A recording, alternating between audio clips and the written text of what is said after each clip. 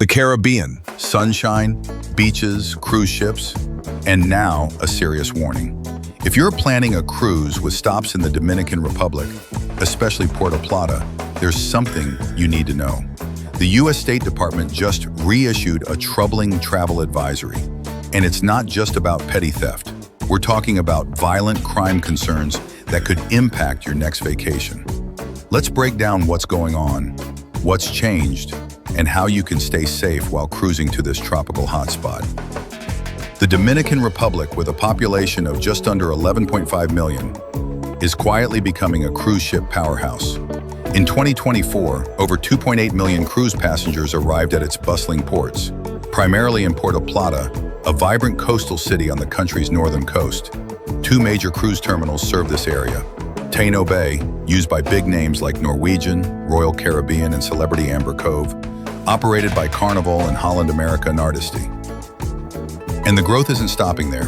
The government has already started building a brand new port on the country's southwestern coast in Barahona, designed to give travelers access to untouched beaches and nature spots far from the tourist trail. Despite its beauty and booming cruise industry, the Dominican Republic now finds itself under renewed scrutiny. On June 12th, the U.S. State Department reissued a travel advisory, flagging violent crime as a serious concern. While the advisory level remains at level 2, exercise increased caution. The warning specifically calls out homicide, robbery, sexual assault, and it adds a reminder that even increased police presence in tourist zones hasn't eliminated the risk. The advisory urges tourists to stay alert, avoid flashing valuables, and never meet strangers from online platforms in secluded areas.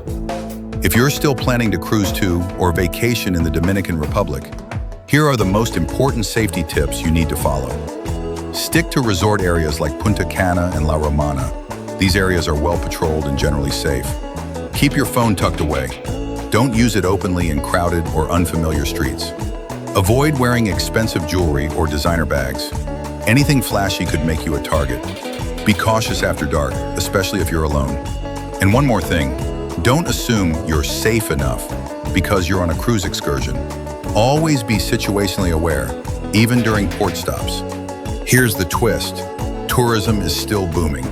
In just the first 4 months of 2025, over 434,000 tourists from South America visited the Dominican Republic.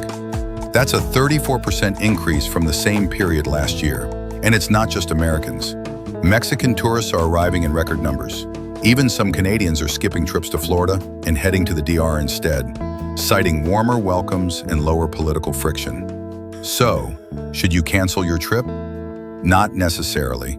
The Dominican Republic still ranks as a very popular and relatively safe destination if you take the right precautions. But this advisory is a clear sign.